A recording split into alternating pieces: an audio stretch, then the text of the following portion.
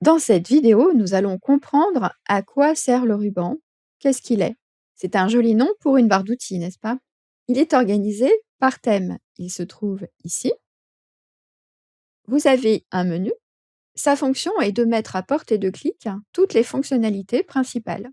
On va sélectionner le titre en fonction de ce que l'on veut faire. Par exemple, si on veut calculer, on va cliquer sur Formule et un ensemble d'outils adaptés va s'afficher.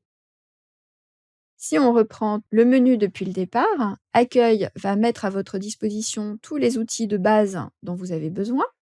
Insertion va vous permettre d'ajouter un élément. Dessin, vous l'avez deviné, pour dessiner. Mise en page, ce sont tous les paramètres dont vous avez besoin pour votre classeur et qu'il soit joli. Formule, calculer, mais aussi vérifier les formules. Ensuite, données, ça va vous permettre d'importer des données et de les organiser. Révision va vous permettre d'améliorer votre contenu. Et affichage, il va vous permettre de gérer l'affichage de votre classeur de travail, des feuilles, etc.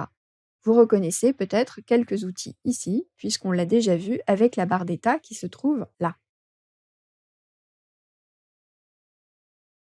Vous allez pouvoir gagner de la place en cliquant sur cet outil et qui vous permettra de paramétrer le masquage ou l'affichage du ruban, ce qui permet effectivement de gagner pas mal de place.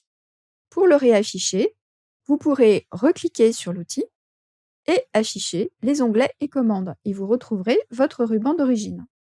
Ensuite, regardons ce qu'il se passe si on clique sur un élément. Ici, vous avez une image. Si je clique dessus, regardez bien le ruban qui va se passer dans cette zone. Et oui, un nouveau menu est affiché.